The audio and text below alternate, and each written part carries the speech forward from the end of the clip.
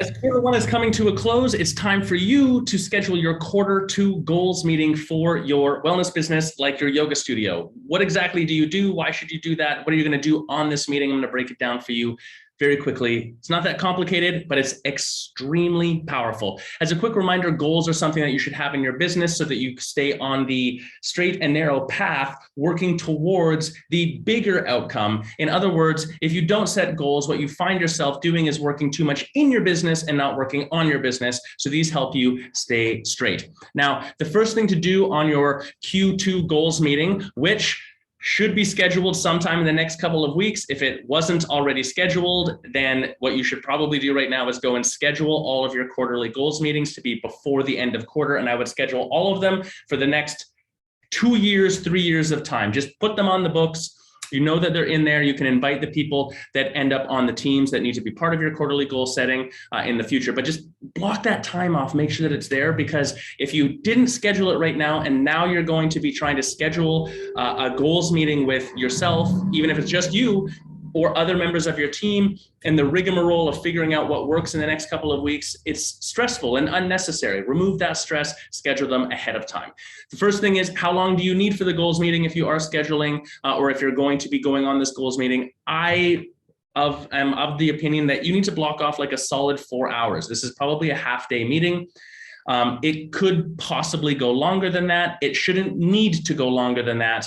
Some little hacks that I've just accumulated over the years of doing multiples of these across multiple businesses are simple things like block off more time than you need, and then change the physical space of where you're going to be. So I wouldn't normally do a goals meeting actually in my studio. I would instead like go to a hotel or rent a space somewhere, or do like an overnight trip, maybe somewhere, just to sort of get into a different sort of bubble. It needs to be a workspace, isn't even anything fancy, but then in that space as well, eliminate 100% of other distractions. So even if you only need 4 hours during this day, there shouldn't be anything else going on. You shouldn't have to be like, okay, I'm squeezing in the 4 hour gap between teaching these two classes. Cancel all that stuff. Make sure that you don't have anything else to do.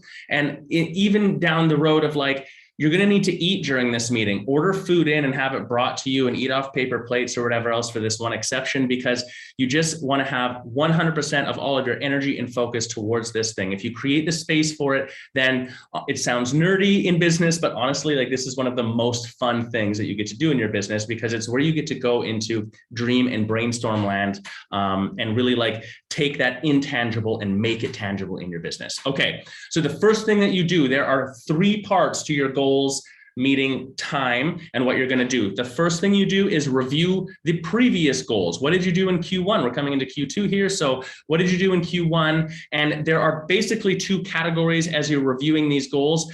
It's either done, in which case, is there a next obvious goal that is like the next obvious step and the bigger plan of what you're trying to implement, and you would set that goal right then. Or it's not done, and if it's not done, there are only 3 options that you have.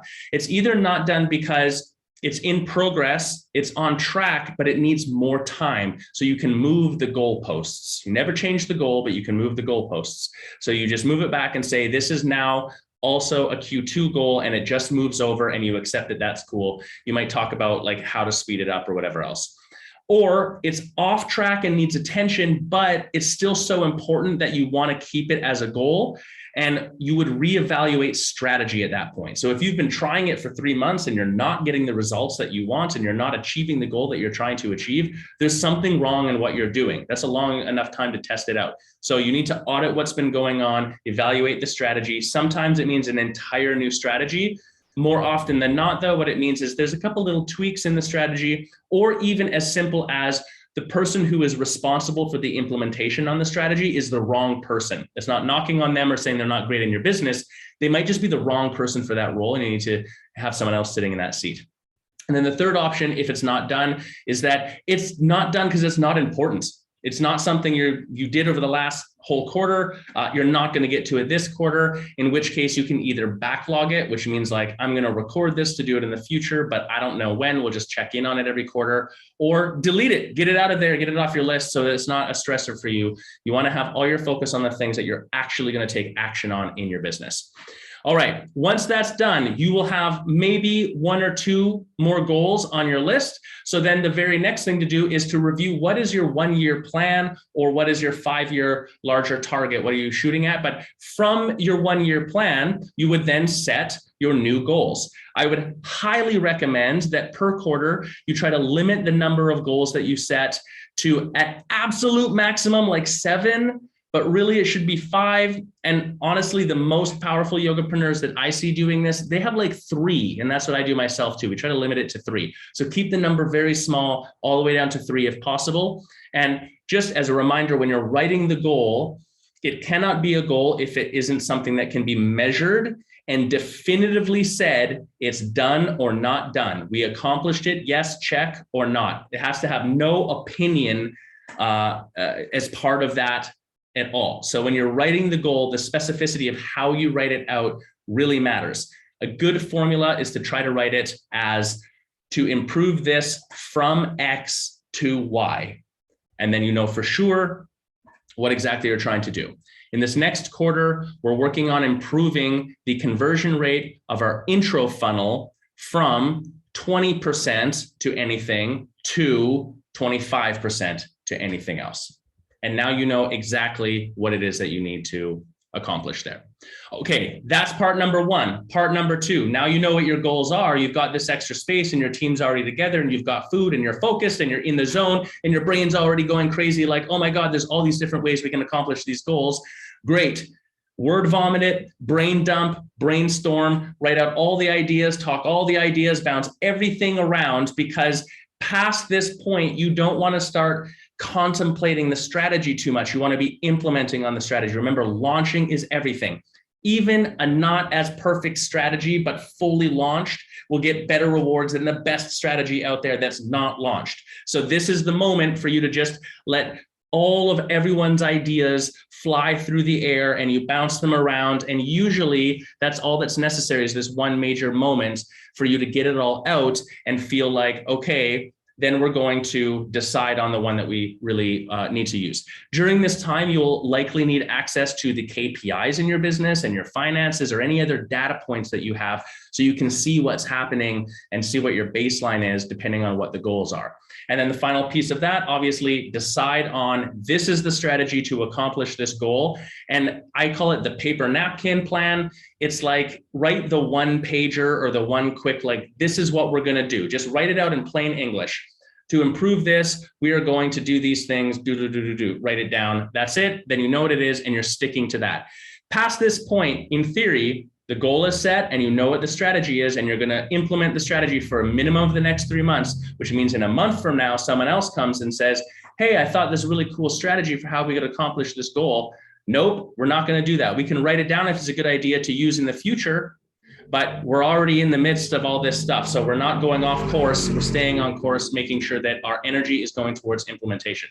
And then part 3 for the goals meeting is you're going to set the first immediate tasks, the tasks that would end up in like your sprint or your weekly action items list from your weekly meetings with your team, or your bi-weekly meetings if you structure it that way, whatever it is. What are the immediate things as per the goals and the strategy that need to happen next? As a reminder, the best set tasks are the smallest possible tasks. So this is almost the inverse of the goal setting. In goal setting, you want like that maximum of 3 goals per quarter, if at all possible. With tasks, you're not trying to make more tasks, but it would be better to have 10 tasks, but each of those tasks are singular, than it would be to have 3 tasks, but then there's like 17 subtasks of each of those, if you follow what I'm saying. So break it down to the smallest possible bite-sized piece so that when you check on it, it's very easy for you to say, check, it's done, or it's not done, and then you discuss why it's not done and how to do it. So break it down as small as possible. Once you have the next immediate tasks set, then you would assign those to specific team members. So it can only be assigned to one person at a time. That way, you know who is responsible for the completion of that task. And obviously the final step here, update any necessary team members. So if there's anyone who is getting a task assigned to them as per the goal, and they are not in this meeting, which is not super common, but possible, then they don't have the context of what the heck the task is about. So you need to send them a message through your Slack channel or your private Facebook group, or make them a Loom video or whatever it is, so they understand exactly what is happening and what the expectations are. All right, that's it for your goals meeting. Leave me comments down below. What is it that you're working on? What are the big 3 goals that you're setting for the next quarter? I'd be really curious to hear, and I'd love to give some feedback on them, especially like how they're written. I'll give you feedback on them if you post them down in the comments. All right, talk to you soon. Peace.